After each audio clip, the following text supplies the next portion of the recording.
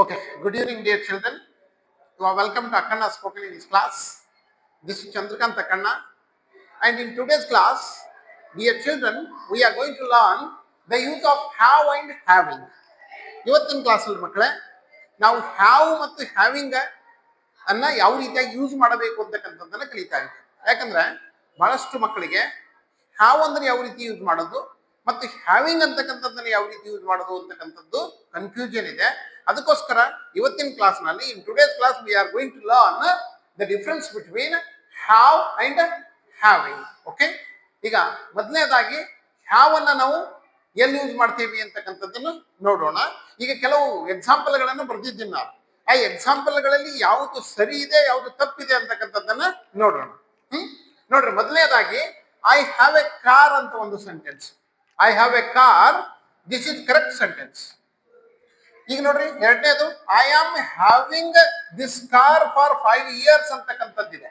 I am having this car for 5 years ಅಂತ. This sentence is wrong. ಇದು ತಪ್ಪಾಗಿರ್ತಕ್ಕಂಥ ವಾಕ್ಯ ಇದೆ. ಮೂರನೇದಾಗಿ we are having a meeting. The third sentence is we are having a meeting. We are having a meeting. This is correct sentence. ನಾಲ್ಕನೇದಾಗಿ the company is having 50 employees. This is wrong sentence. This is wrong sentence. ಮಕ್ಕಳೇ, ಇದು ತಪ್ಪಾಗಿರ್ತಕ್ಕಂಥ ವಾಕ್ಯ ಇದೆ. ಮತ್ತೆ ಕೊನೆಯದಾಗಿ I am having N idea. I am having N idea, ಇದು ಕೂಡ ರಾಂಗ್ ಆಗಿರ್ತಕ್ಕಂಥ ಸೆಂಟೆನ್ಸ್ ಇದೆ. ಇದರಲ್ಲಿ ನಿಮ್ಗೆ ಬಹುಶಃ ಕನ್ಫ್ಯೂಷನ್ ಆಗ್ತಾ ಇರ್ಬೋದು.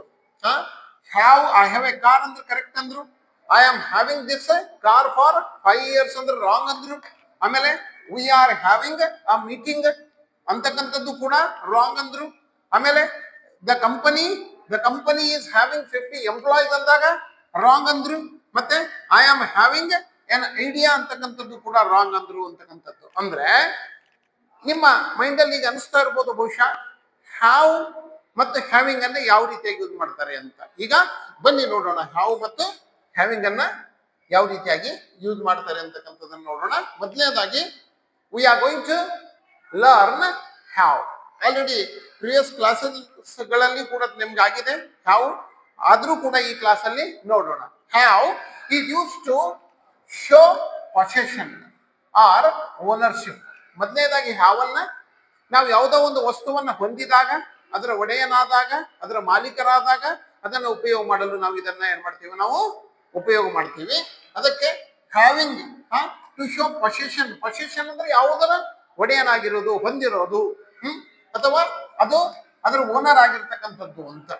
ಇಲ್ಲಿ use have when you own something or something is in your possession. ಅಂದ್ರೆ ನಿಮ್ಮ ಕೈಯಲ್ಲಿದೆ, ನಿಮ್ಮ ಅಧಿಕಾರದಲ್ಲಿದೆ ಯಾವುದೋ ಒಂದು ವಸ್ತು ಅಥವಾ ಯಾವುದೋ ಒಂದು ಪ್ರಾಣಿ ಅಥವಾ ಯಾವುದೋ ಒಂದು ಆಸ್ತಿ, ಆವಾಗ ನಾವೇನ್ ಮಾಡ್ತೀವಿ, ಹ್ಯಾವನ್ನ ಯೂಸ್ ಮಾಡ್ತೀವಿ ಅಂತಕ್ಕಂಥದ್ದು. ಅದಕ್ಕೆ ಕೆಲವು ಉದಾಹರಣೆಗಳಿವೆ, ನೋಡೋಣ ಬನ್ನಿ. ಒಂದನೇದಾಗಿ I have a beautiful house ಅಂತ. ನೋಡ್ರಿ, ನಾನು ಒಂದು ಸುಂದರವಾದ ಮನೆಯನ್ನು ಹೊಂದಿದ್ದೇನೆ. I have a beautiful house because I am the owner of this house. I am the owner of this house. ಎರಡನೇದು she has a golden ring. She has a golden ring. ಅವಳು ಬಂಗಾರದ ಒಂದು ರಿಂಗ್ ಅನ್ನ ಹೊಂದಿದ್ದಾಳೆ. It means she is the owner of golden ring, ಎರಡನೇ ವಾಕ್ಯದಲ್ಲಿ. ಮೂರನೇದು they have an engineering degree. They have an engineering degree. ಅವರು ಒಂದು ಇಂಜಿನಿಯರಿಂಗ್ ಡಿಗ್ರಿಯನ್ನು ಹೊಂದಿದ್ದಾರೆ, ಅಂದ್ರೆ ಆ ಡಿಗ್ರಿಯ ಒಡೆಯರಾಗಿದ್ದಾರೆ, ಅದನ್ನು ಸಂಪಾದಿಸಿದ್ದಾರೆ. ಅದಕ್ಕೋಸ್ಕರ ನಾವು ಇದನ್ನ ಈ ರೀತಿಯಾಗಿ ಯೂಸ್ ಮಾಡ್ತೀವಿ. ನೋಡ್ರಿ, ಈಗ ಎರಡನೇದಾಗಿ ಹ್ಯಾವನ್ನ ಎದಕ್ಕೋಸ್ಕರ ಯೂಸ್ ಮಾಡ್ತೀವಿ ಅಂತಕ್ಕಂಥದ್ದು ಟು ಶೋ ರಿಲೇಶನ್ಶಿಪ್. ನೋಡ್ರಿ, ಸಂಬಂಧಗಳ ಬಗ್ಗೆ ಹೇಳುವುದಕ್ಕೆ, ರಿಲೇಶನ್ಶಿಪ್ ಗಳನ್ನ ಹೇಳೋದಕ್ಕೆ ನಾವು ಹ್ಯಾವನ್ನ ಯೂಸ್ ಮಾಡ್ತೀವಿ. ನೋಡ್ರಿ ಇಲ್ಲಿ ಹೆಂಗಿದೆ, we use have when you are talking about relationships with other people. ಬೇರೆ ಜನರೊಂದಿಗೆ ನಾವು ಹೊಂದಿರತಕ್ಕಂತಹ ಒಂದು ಸಂಬಂಧಗಳ ಬಗ್ಗೆ ಮಾತನ್ನು ಹೇಳೋದಕ್ಕೆ ನಾವು ಇದನ್ನ ಯೂಸ್ ಮಾಡ್ತೀವಿ. ಅದನ್ನ ಹ್ಯಾಂಗ್ ಯೂಸ್ ಮಾಡ್ತೀವಿ ಅಂತಕ್ಕಂತಹ ಕೆಲವು ಉದಾಹರಣೆಗಳನ್ನ ನೋಡೋಣ ಬನ್ನಿ. ಇಲ್ಲಿ ನೋಡ್ರಿ, ಒಂದೇದು ಐ ಹ್ಯಾವ್ 2 brothers. ನಾನು ಇಬ್ಬರು ಅಣ್ಣಂದಿರನ್ನು ಹೊಂದಿದ್ದೇನೆ, ಅಥವಾ ನನಗೆ ಇಬ್ಬರು ಸೋದರರಿದ್ದಾರೆ ಅಂತ ಹೇಳ್ತಕ್ಕಂಥದ್ದು. I have 2 brothers. Next, she has 3 cousins.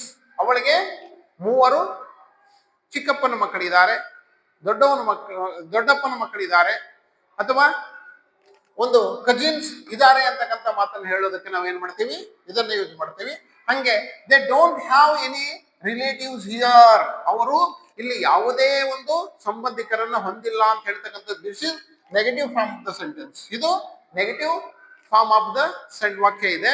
ಇಲ್ಲಿ ನಾವು ಅವರು ಯಾವುದೇ ಒಂದು ಸಂಬಂಧಗಳನ್ನ ಇಲ್ಲಿ ಹೊಂದಿಲ್ಲ ಅಂತಕ್ಕಂಥ ಮಾತನ್ನು ಹೇಳೋದಕ್ಕೆ ಇದನ್ನು ಯೂಸ್ ಮಾಡ್ತಾ ಇದ್ದೀವಿ.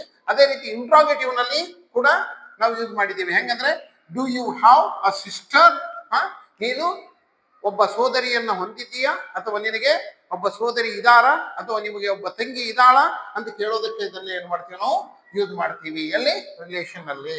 ಮೂರನೇದಾಗಿ to state about mental or physical condition. ಮೂರನೇದು ನೋಡ್ರಿ, ನಮ್ಮ ಮಾನಸಿಕ ಸ್ಥಿತಿ ಅಥವಾ ನಮ್ಮ ದೈಹಿಕ ಸ್ಥಿತಿಯ ಬಗ್ಗೆ ಮಾತನಾಡೋದಕ್ಕೆ ನಾವು ಏನ್ ಮಾಡ್ತೀವಿ, ಹ್ಯಾವನ್ನ ಯೂಸ್ ಮಾಡ್ತೀವಿ. ಅದು ಹೆಂಗಂತ ಎಕ್ಸಾಂಪಲ್ ನೋಡೋಣ ಬನ್ನಿ. I have a headache. I have a headache, ನನಗೆ ತಲೆನೋವು ಇದೆ ಅಂತ ಹೇಳ್ತಕ್ಕಂಥದ್ದು. ಐ ಹ್ಯಾವ್ ಅ ಹೆಡ್ಯಾಕ್ ಅಂತ ಹೇಳ್ತಕ್ಕಂಥದ್ದು. ಅದೇ ರೀತಿ he has body pain. He has a body pain, ಅವನಿಗೆ ದೇಹದಲ್ಲಿ ನೋವಿದೆ, ಅವನಿಗೆ ದೇಹದಲ್ಲಿ ನೋವಾಗ್ತಾ ಇದೆ ಅಂತ ಹೇಳೋದಕ್ಕೆ we use he has body pain. ನಿಮ್ಗೆ ಗೊತ್ತಿದೆ ಆಲ್ರೆಡಿ. ಹ್ಯಾಸ್ ಅನ್ನ ಹಿ ಸಿ ಇಟ್ ಯೂಸ್ ಮಾಡ್ತಾರೆ, ಇದನ್ನ ಐ ವಿ ಇದಕ್ಕೆ ಯೂಸ್ ಮಾಡ್ತಾರೆ ಅಂತಕ್ಕಂಥದ್ದು. ಇದು ಫಿಸಿಕಲ್ ಆರ್ ಮೆಂಟಲ್ ಕಂಡೀಷನ್ ಅನ್ನ ಹೇಳೋದಕ್ಕೆ ಇದನ್ನ ನಾವು ಯೂಸ್ ಮಾಡ್ತೀವಿ. ಈಗ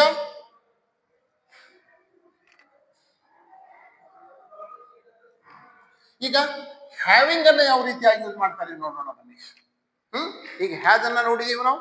okay, I have body pain, I have 2 brothers, I have a beautiful house, C has A golden ring ಅಂತಕ್ಕಂಥದ್ದು. ಅದರ ಓನರ್ಶಿಪ್ ಇರಲಿ, ಪೊಸೆಷನ್ ಇರಲಿ, ಸಂಬಂಧಗಳೇ ಮಾತಾಡೋದಕ್ಕೆ ನಾವು ಹ್ಯಾಸ್ ಮತ್ತು ಹ್ಯಾವ್ ಅನ್ನ ಯೂಸ್ ಮಾಡ್ತೀವಿ ಅಂತಕ್ಕಂಥದ್ದನ್ನ ನೋಡಿದೀವಿ.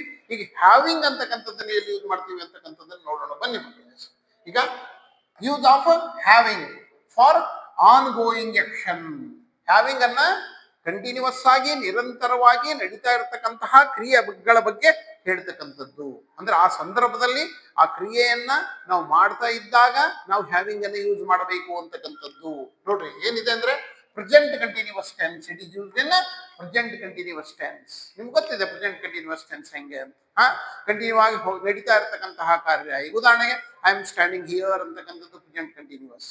Okay, the pen is in the hand. I am writing with the pen ಅಂತಕ್ಕಂಥದ್ದು ಪ್ರೆಸೆಂಟ್ ಕಂಟಿನ್ಯೂಸ್. ಇದು ಇರ್ತಕ್ಕಂಥದ್ದು. ಇಲ್ಲ ನೋಡ್ರಿ, if someone is doing something right now, ಯಾರೋ ಒಬ್ರು ಯಾವುದೋ ಒಂದು ಕೆಲಸವನ್ನ ಈಗ ಕಂಟಿನ್ಯೂಸ್ ಆಗಿ ಮಾಡ್ತಾ ಇರ್ತಕ್ಕಂತಹ ಸಂದರ್ಭದಲ್ಲಿ ನಾವು ಹ್ಯಾವಿಂಗ್ ಅನ್ನು ಯೂಸ್ ಮಾಡ್ತೇವೆ. ನೋಡ್ರಿ, we use having.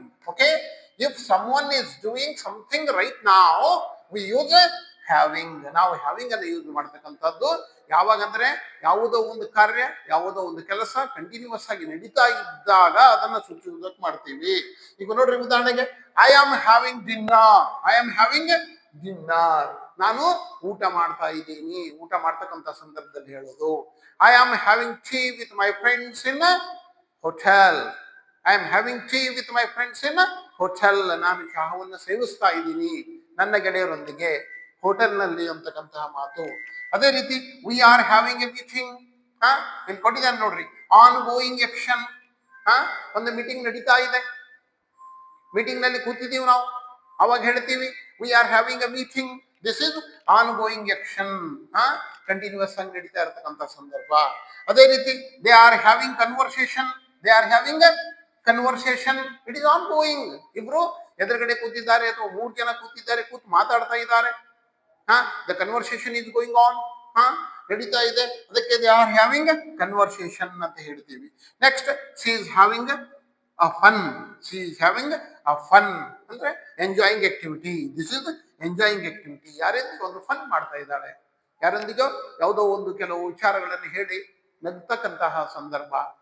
That is expressing all these we use having. We use having. ಈಗ ಅವರು ಸಮಸ್ಯೆಯಲ್ಲಿ ಸಿಲುಕಿದ್ದಾರೆ, ಸಮಸ್ಯೆಗಳು ನಡೀತಾ ಇದ್ದಾವೆ ಅಂದ್ರೆ they are having many problems. They are having many problems ಅಂತಕ್ಕಂಥ ಮಾತನ್ನ ಹೇಳ್ತೀವಿ. ಅದಕ್ಕೆ ದಿಸ್ ಇಸ್ ಹ್ಯಾವಿಂಗ್. ಮತ್ತೆ ಹ್ಯಾವಿಂಗ್ ಅನ್ನ ಮತ್ತೆ ಯಾವ್ದಕ್ಕೆ ಯೂಸ್ ಮಾಡ್ತಾರೆ ಅಂದ್ರೆ to describe a temporary experience or state of mind. To describe a temporary experience or state of mind. ಒಂದು ಈಗ ಅನಿಶ್ಚಿತವಾಗಿರ್ತಕ್ಕಂಥದ್ದು ಅಥವಾ ಟೆಂಪರರಿ ಆಗಿರ್ತಕ್ಕಂತಹ ಒಂದು ಅನುಭವ ಮತ್ತು ಅವರ ಮಾನಸಿಕ ಒಂದು ಸ್ಥಿತಿಯ ಬಗ್ಗೆ ಹೇಳೋದಕ್ಕೆ ಕೂಡ ನಾವು ಹ್ಯಾವಿಂಗ್ ಅನ್ನ ಯೂಸ್ ಮಾಡ್ತೀವಿ. We use having to talk about feelings. Talk about feelings, ನಮ್ಮ ಭಾವನೆಗಳ ಬಗ್ಗೆ ಹೇಳೋದಕ್ಕೆ ನಾವು ಹ್ಯಾವಿಂಗ್ ಅನ್ನ ಯೂಸ್ ಮಾಡ್ತೀವಿ. ಆರ್ ಎಕ್ಸ್ಪೀರಿಯನ್ಸಿಂಗ್ ರೈಟ್ ನಾವ್, ಈಗ ನಮಗೇನ್ ಅನಿಸ್ತಾ ಇದೆ ಅಂತಕ್ಕಂಥ ವಿಚಾರಗಳನ್ನ ಹೇಳೋದಕ್ಕೂ ಕೂಡ ನಾವೇನ್ ಮಾಡ್ತೀವಿ, ಹ್ಯಾವಿಂಗ್ ಅನ್ನ ಯೂಸ್ ಮಾಡ್ತೀವಿ. ಆದ್ರೆ ನಾವು ಹ್ಯಾವಿಂಗ್ ಅನ್ನ ನಾವು ಮೊದಲು ಹೇಳಿದಲ್ಲ ಆ ರೀತಿಯಾಗಿ ಎಂದೂ ಕೂಡ ಯೂಸ್ ಮಾಡಬಾರದು. ಈಗ ನೋಡ್ರಿ, I am having a beautiful house ಅಂತ ಹೇಳಬಾರ್ದು. This is wrong sentence. ಇದ್ರ ಬದಲಾಗಿ ನಾವು ಏನ್ ಹೇಳಬೇಕು, I have a beautiful house ಅಂತ ಹೇಳಬೇಕು. I have a beautiful house ಅಂತ ಹೇಳಬೇಕು. ಹೌಸ್ ಅಂತ ಹೇಳಬೇಕು. ಅದೇ ರೀತಿಯಾಗಿ she is having 50,000 rupees. 50,000 rupees ಅಂತ ಹೇಳಬಾರ್ದು. This is wrong sentence. ಅದರ ಬದಲಾಗಿ ಏನಂತ ಹೇಳೋದು, ಶಿ ಹ್ಯಾಸ್ 50,000 rupees ಅಂತ ಹೇಳ್ತಕ್ಕಂಥದ್ದು. ಆದ್ರೆ ಹ್ಯಾವಿಂಗ್ ಅನ್ನ ಆ ಸಂದರ್ಭದಲ್ಲಿ ನಡೀತಾ ಇರ್ತಕ್ಕಂಥದ್ದು, ನಾವು ಆ ಕಾರ್ಯ ಅದನ್ನ ಫೀಲ್ ಮಾಡ್ಕೊಳ್ತಕ್ಕಂಥದ್ದು, ಆ ಸಂದರ್ಭದಲ್ಲಿ ನಾವು ಹ್ಯಾವಿಂಗ್ ಅನ್ನ ಯೂಸ್ ಮಾಡ್ತೀವಿ. ಇವತ್ತಿನ ಕ್ಲಾಸ್ನಲ್ಲಿ ಹ್ಯಾವ್ ಮತ್ತೆ ಹ್ಯಾವಿಂಗ್ ಅನ್ನ ಯಾವ ರೀತಿಯಾಗಿ ಯೂಸ್ ಮಾಡ್ತಾರೆ ಅಂತಕ್ಕಂಥದ್ದನ್ನ ನೋಡಿದೀವಿ ಮಕ್ಕಳೇ. ಮುಂದಿನ ಕ್ಲಾಸ್ನಲ್ಲಿ ಮತ್ತೆ ಬೇರೆ ಒಂದು ವಿಷಯದ ಬಗ್ಗೆ ಮಾತಾಡೋಣ ಅಂತ ಹೇಳ್ತಾ ಇವತ್ತಿನ ಕ್ಲಾಸಿಗೆ ವಿರಾಮ ಕೊಡ್ತೀನಿ. Thank you. ಧನ್ಯವಾದಗಳು.